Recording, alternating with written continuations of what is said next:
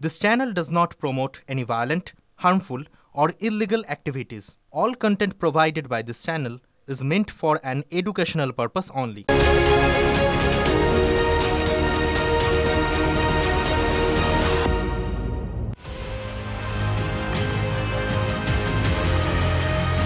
নমস্কার, টিভি9 বাংলায় আপনাদের স্বাগত। নিউজ এট 2 নিয়ে আপনাদের সঙ্গে আমি চয়নিকা। শুরুতেই চোখ রাখবো মালদার খবরে। মালদায় স্কুলের মাঠে ভলিবল টুর্নামেন্টে গুলি, মানিকচকে 0-4 রাউন্ড গুলি চালিয়ে টুর্নামেন্টের উদ্বোধন। অনুষ্ঠানে উপস্থিত ছিলেন জেলা পরিষদের কর্মাধ্যক্ষ, ছিলেন শাসক দলের আরও এক নেতা। স্কুলের মাঠে কচিকাচাদের সামনে 0-4 রাউন্ড গুলি, স্থানীয় ক্লাবের ছেলেদের। ভিডিও প্রকাশ্যে আসতেই চাঞ্চল্য। মানিকচকের নূরপুরে অঘটনের আশঙ্কা থাকলেও কেন এত দুঃসাহস? এত আগ্নেয়াস্ত্র আসছে কোথা থেকে? কার মদতে বন্দুকের দাপটের ঝুঁকি? আগ্নেয়াস্ত্র হেফাজতে নিলেও দায় এড়াতে পারে পুলিশ। বিতর্কের মুখে ক্লাব কর্তৃপক্ষের সাফাই, বন্দুকগুলি নাকি লাইসেন্সড।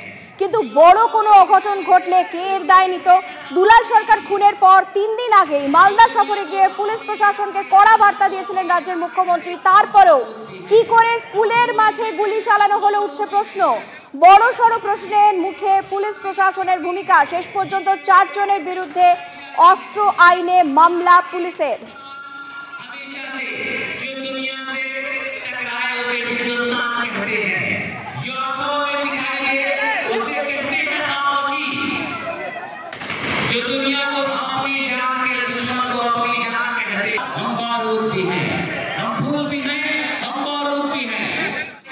তবে এত কিছুর পর আজব সাফাই দিচ্ছেন প্রাক্তন মন্ত্রী সাবিত্রী মিত্র। তার মন্তব্য, আবেগপ্রবণ হয়ে নাকি গুলি চালিয়ে ফেলেছে।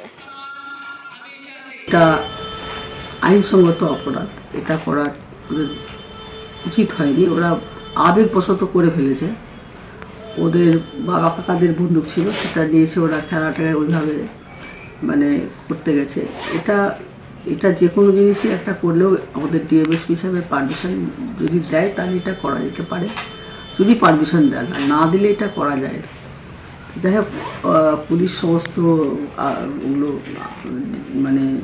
বন্দুকগুলোকে রিকভারি করেছে এবং উনি অ্যাকশন নিচ্ছেন। প্রাক্তন মন্ত্রীর বক্তব্যের রেশ টেনে খগেন মুর্মু বলছেন, আবেগের তো কোনো প্রশ্নই ওঠে না, পুলিশ সম্পূর্ণ ব্যর্থ। আবেগের কোনো প্রশ্ন ওঠে না। এত মানুষ আছে, বাচ্চা ছোট ছোট শিশুরা আছে ওখানে। তো ওই খেলার মাঠে আবেগে গুলি ফায়ারিং করে উদ্বোধন করা, এটা কোনো আবেগবশত না, আসলে এটা পরিকল্পনা করেই করছে। তাহলে যখন তাদের একটা উদ্বোধনী অনুষ্ঠান হচ্ছে, এই অনুষ্ঠানের অনুমতি পুলিশ দিয়েছে, তাহলে পুলিশ কেন এই বিষয়টা তারা আগের থেকে জানতে পারলেন না? আমি তো বারবার বলছি, পশ্চিমবাংলায় এটাই ঘটছে।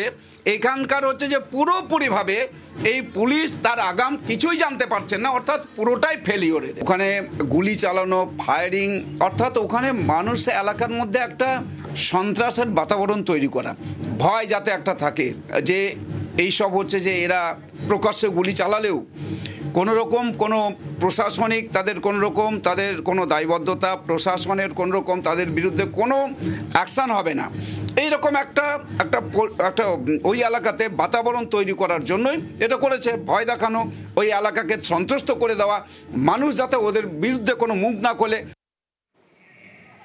তৃণমূল ছাড়া আর কে গুলি চালাবে? আক্রমণে প্রাক্তন কংগ্রেস সাংসদ অধীর চৌধুরী। দেখবেন তৃণমূলের নেতা হতেই হবে। তৃণমূলের নেতা ছাড়া এত দরিয়াদিলি কার আছে গুলি চালিয়ে খেলা উদ্বোধন করেন? অবৈধ অস্ত্র থেকে গুলি চালিয়ে খেলার উদ্বোধন হচ্ছে, তবে না তৃণমূল? দিদি কিছু বলবে না এখন, কিন্তু কেউ মারা খুন হোক তখন বলবে ঝাড়খণ্ড থেকে লোক এসছে। এই ঘটনার পর প্রশ্ন উঠতে শুরু করেছে, মালদায় কি অলিতে গলিতে বুলেট রাজ? নতুন বছরের শুরুতেই 2রা জানুয়ারি ইংরেজবাজারে গুলি করে খুন করা হয় তৃণমূলের মালদা জেলা সহ সভাপতি দুলাল সরকারকে। সেদিন মালদার পুলিশ সুপারকে অপদার্থ বলেছিলেন খোদ রাজ্যের মুখ্যমন্ত্রী। কিন্তু সেই ঘটনার রেশ কাটতে না কাটতেই 12 দিনের মাথায় তৃণমূলের গোষ্ঠীদ্বন্দ্বে কালিয়াচকে চলে গুলি। প্রকাশ্য দিবালোকে মাথা থেঁতলে খুন করা হয় তৃণমূল কর্মীকে। এরপর গত 21 তারিখ মালদা সফরে গিয়ে পুলিশ প্রশাসনকে ফের কড়া বার্তা দেন মুখ্যমন্ত্রী। সাফ জানিয়ে দেন, কোনোভাবে মাফিয়ারাজ বরদাস্ত করা হবে না। শুধু তাই নয়, পাঞ্জিপাড়ায় পুলিশকে গুলি করে আসামি ছিনতাইয়ের ঘটনার পর কড়া বার্তা দিয়েছিলেন ডিজি রাজীব কুমার।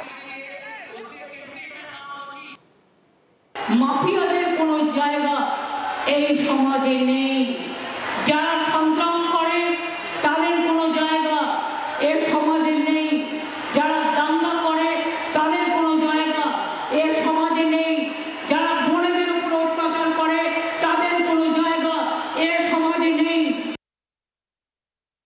এটা যে দুষ্কৃতীরা যে গুলি চালিয়েছে, এটা আমাদের সকলের উপরে গুলি আছে, এটাকে আমরা ভালো জবাব দেব। We are trend like that. আর নর্মালি আমরা যে নর্মাল লোকজন আছে ওদের আমরা সিকিউরিটি প্রোভাইড করি, আমরা ওদের জন্য সুরক্ষা প্রদান করি। কিন্তু যদি কোনো ক্রিমিনাল পুলিশ ফোর্সের উপরে গুলি চালাবে, যদি একটা গুলি চালাবে আমরা চারটা গুলি চালাবো। আমরা এটা প্রতিবদ্ধ আছি অ্যান্ড উইল ডু ইট। কচিকাচাদের একটা ভলিবল টুর্নামেন্ট, আর সেখানে যদি শূন্যে গুলি চালিয়ে সেই অনুষ্ঠানের সূচনা করা হয়, তাহলে রাজনৈতিক চাপনতা শুরু হবে খুব স্বাভাবিকভাবেই। এই নিয়ে সজল ঘোষ কি বলছেন, পাশাপাশি Krishnendu Narayan Chowdhury, back to back দুটো বক্তব্য আপনাদের শোনাবো। শাসক দলের নেতার ছেলেরা হাতে পিস্তল নিয়ে ফেসবুকে পোস্ট দেয়, ফেসবুকে তারা পোস্ট করে, পোস্ট দিয়ে হাতে পিস্তল রিভলভার নিয়ে জানে এতে তাদের আরো এলাকায় আধিপত্য বাড়বে, কারণ এরা জানে এদের কিচ্ছু হবে না, পুলিশকে ধরতে পারবে না। কিন্তু এই মানুষকে বন্দুকের লাইসেন্স যাদের দেওয়া হয়েছে তাদের কেন দেওয়া হয়েছে? তাদের এই কারণে দেওয়া হয়েছে যে তারা আত্মরক্ষার জন্য রাখবে। এটা কোন আত্মরক্ষা? এদের লাইসেন্স ক্যান্সেল করে এদেরকে জেলে ভরা উচিত। পুলিশ পুরো ব্যাপারটা দেখছে, ডিটেক্ট করেছে, যা যা অ্যাকশন নেওয়ার সেটা নিবে, এটুকু আমি বলতে পারি। পুলিশ এখন সাইলেন্ট নাই। আপনারা জানেন যে ইতিমধ্যে ডাইরেক্টর জেনারেল পুলিশ তিনি ঘুরে গেছেন, আইজি ঘুরে গেছেন, এডিজি ঘুরে গেছেন, এবং মালদা ক্রাইম মুক্ত করার চেষ্টা করা হচ্ছে। এবং আমাদের মাননীয় মুখ্যমন্ত্রী এসে বলেছেন যে মাফিয়া রাজ হতে দেব না, এটা নিশ্চিন্ত জানুন।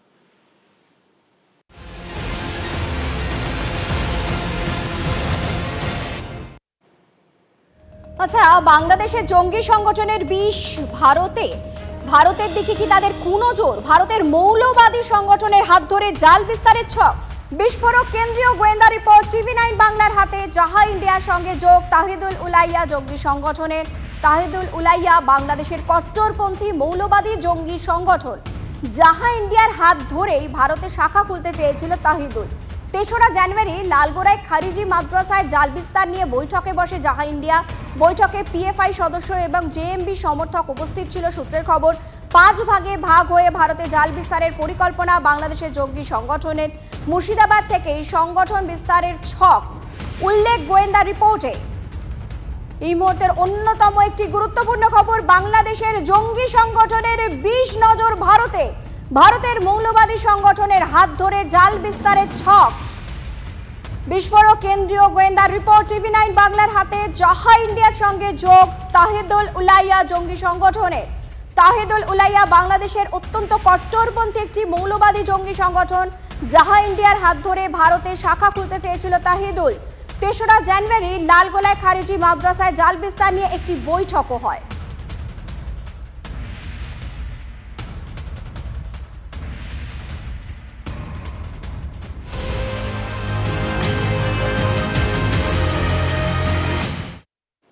এদিকে প্রজাতন্ত্র দিবসে বাংলাদেশ সীমান্তে অপ্রীতিকর ঘটনার আশঙ্কা। উত্তর পূর্ব এবং পশ্চিমবঙ্গ সীমান্তে কড়া নজরদারির নির্দেশ দিয়েছে বিএসএফ এর স্পেশাল ডিজি।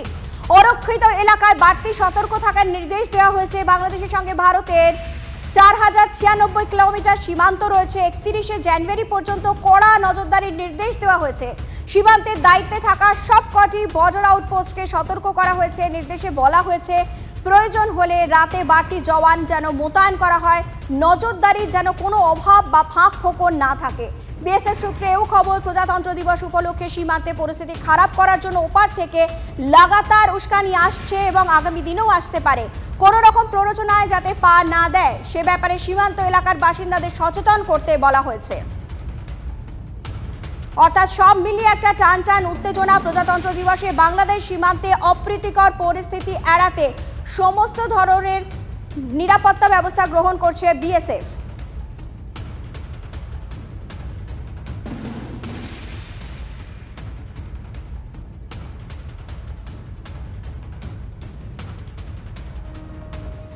সীমান্তে উস্কানির মধ্যে মালদা সুখদেবপুরে ফসল লুট, জমিতে জল দিয়ে পাম্প লুট করে চম্পট বাংলাদেশি দুষ্কৃতীদের।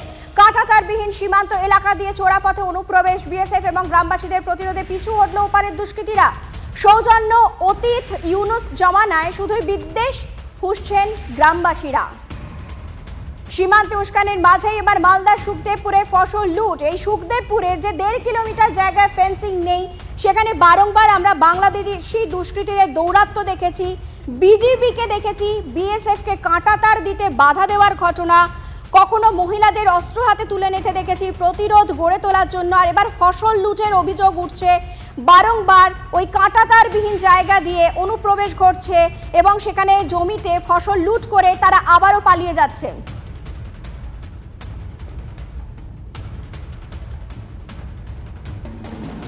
প্রাক্তন বিএসএফ কর্তা সোমেন মিত্র আমাদের সঙ্গে এই মুহূর্তে রয়েছে, আপনাকে স্বাগত জানাই। একটা বিষয় আপনার থেকে অবশ্যই জানতে চাইব, যে পরিস্থিতিতে ভারত বাংলাদেশ সম্পর্ক এই মুহূর্তে রয়েছে, সেই জায়গায় দাঁড়িয়ে কি ধরনের নিরাপত্তা বিএসএফ এর তরফ থেকে গ্রহণ করা উচিত, যাতে বিজেপি বা কোনো ধরনের প্ররোচনা যদি বাংলাদেশি দুষ্কৃতীদের তরফ থেকে আসে সেটা কোনোভাবেই মাথাচাড়া না দিতে পারে? হ্যাঁ, এবার আপনি আবার জবাব চান তো? হ্যাঁ। আচ্ছা, দেখুন, আমাদের 365 কিংবা দিনের যে ক্যালেন্ডার, তার মধ্যে সবচেয়ে গুরুত্বপূর্ণ সেটা হচ্ছে স্বাধীনতা দিবস এবং গণতন্ত্র দিবস। 15 অগস্ট এন্ড আমাদের 26 জানুয়ারি, তাই তো? হ্যাঁ। এবং এটা ইস্টে হোক কিংবা ওয়েস্টে হোক, আমাদের বাংলাদেশের দিক থেকে হোক, যেটা এতকাল কোনোদিনই আমাদের চিন্তা করতে হয়নি, অথবা ওয়েস্টার্ন থিয়েটার থেকেই হোক না কেন, এটা আমাদের প্রত্যেকবারই এক্সট্রা ভিজিলেন্সের একটা ওয়ার্নিং দেওয়া হয় এবং সেটা পালন করতে হয়।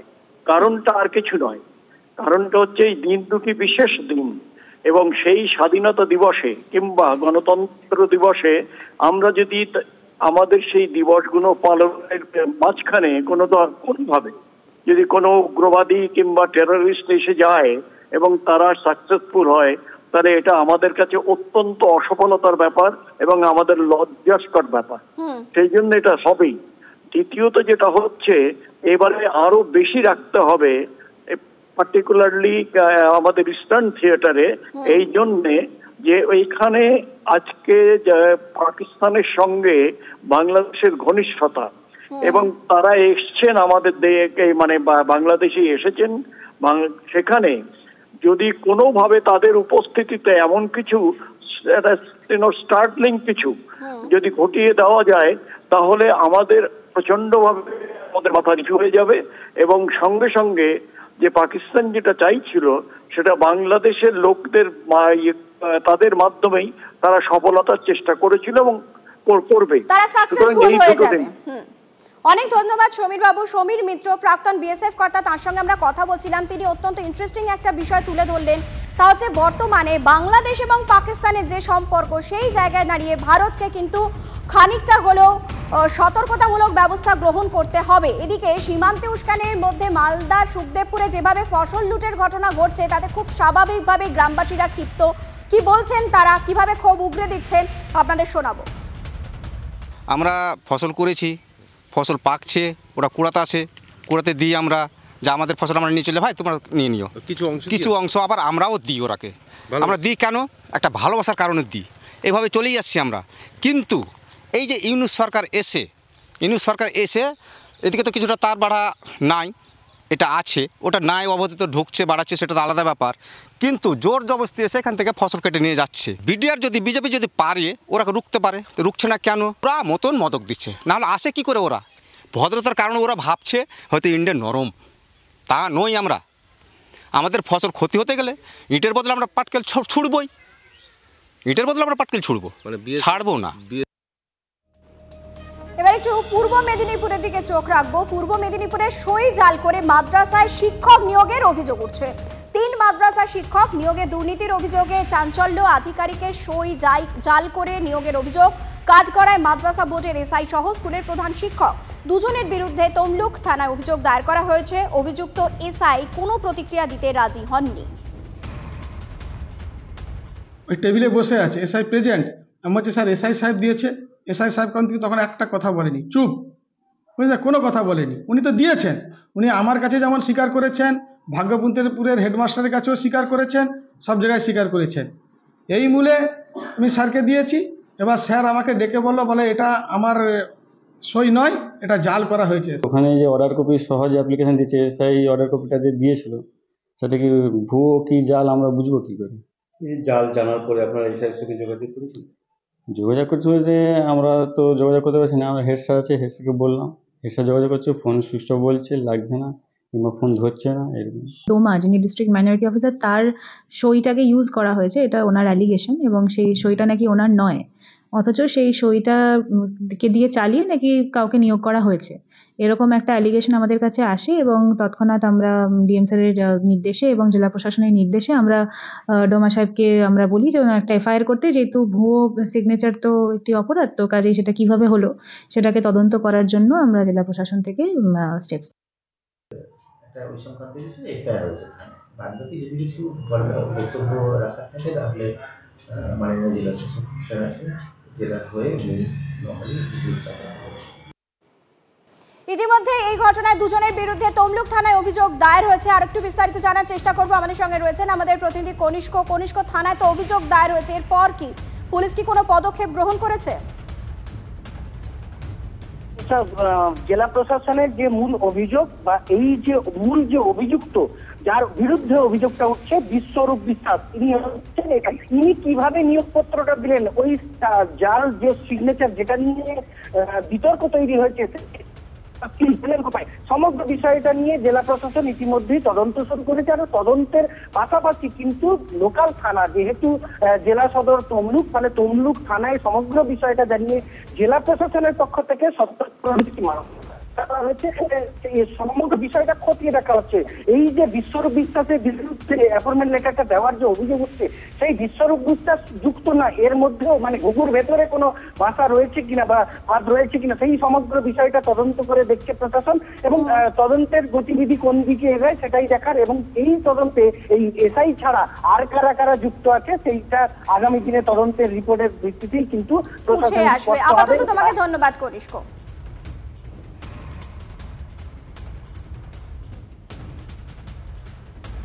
পূর্ব মেদিনীপুরে সই জাল করে মাদ্রাসায় শিক্ষক নিয়োগের অভিযোগ। 3 মাদ্রাসার শিক্ষক নিয়োগে দুর্নীতির অভিযোগে চাঞ্চল্য। আধিকারিকের সই জাল করে নাকি নিয়োগ করা হয়েছে, এমনটাই অভিযোগ উঠছে। ফের চাকরি বাঁচাতে পথে 2016-র এসএলএসটি চাকরিজীবীরা সল্টলেক এসএসসি ভবনের সামনে রাস্তা আটকে বিক্ষোভ, সেই ছবি আপনাদের সামনে আমরা তুলে ধরছি।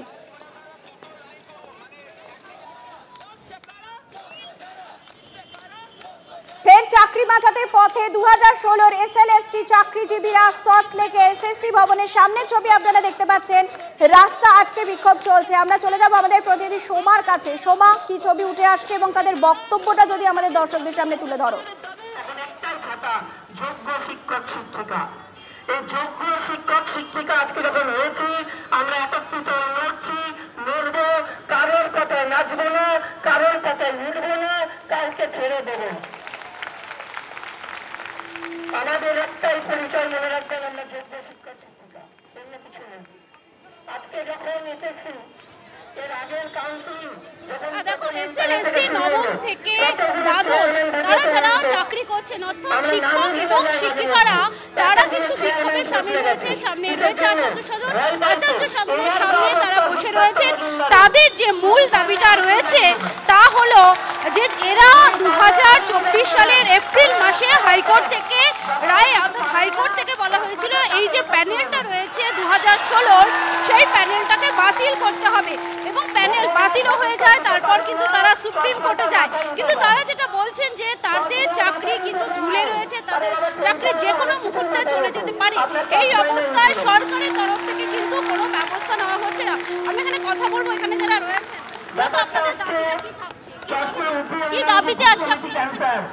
আমরা দাবি করছি এখানে যে সিবিআই বাগ কমিটির রিপোর্ট দিয়ে পরে যোগ্য অযোগ্য আলাদা করে দিয়েছে, সেই অযোগ্য এসএসসি মেনে নিয়ে সেই লিস্ট দিয়ে দেব, আর যোগ্যরা সম্মানে চাকরি ফিরে পাক, এই দাবিতে এসেছি। অনেক ধন্যবাদ সোমা, পরিস্থিতির দিকে নজর রাখো, পরবর্তীতে আবারও তোমার কাছে ফিরবো। তিলোত্তমা ধর্ষণ করে দোষী সাব্যস্ত সঞ্জয় রায় মৃত্যুদণ্ড চেয়ে হাইকোর্টে সিবিআই বিচারপতি দেবাংশু বসাকের দৃষ্টি আকর্ষণ, সোমবার শুনানি।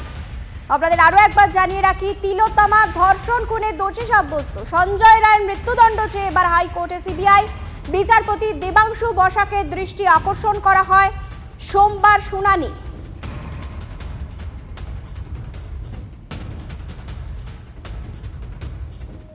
স্যালাইন কাণ্ডে বামেদের বিক্ষোভ, মীনাক্ষীদের বিরুদ্ধে মামলা, মীনাক্ষী সহ 16 জনের বিরুদ্ধে জামিন অযোগ্য ধারায় মামলা রুজু। প্রসূতি মৃত্যুর ঘটনায় তদন্ত চেয়ে বিক্ষোভ দেখান মীনাক্ষীরা। মেদিনীপুরে জেলা শাসকের অফিসের সামনে বিক্ষোভ দেখান মীনাক্ষীরা। এসএফআই এবং ডিওয়াইএফআই এর বিক্ষোভে তুলকালাম হয় ডিএম অফিসের সামনে এবং এই ঘটনাতেই মামলা রুজু হয়েছে। স্যালাইন কাণ্ডের প্রতিবাদে বামেদের বিক্ষোভে সেই ছবি আপনাদের সামনে আমরা তুলে ধরেছিলাম। মীনাক্ষীর বিরুদ্ধে মামলা এবং মীনাক্ষী সহ মোট 16 জনের বিরুদ্ধে জামিন অযোগ্য ধারায় মামলা রুজু করা হয়েছে। মাত্র 16 জনের বিরুদ্ধে পুলিশ কেস করেছে। জাল স্যালাইনের বিরুদ্ধে কথা বলতে গিয়ে যদি পুলিশ কেস করে তো আজকে 516 জনের বিরুদ্ধে করেছে, কালকে 5 লাখ লোক রাস্তায় নামবে।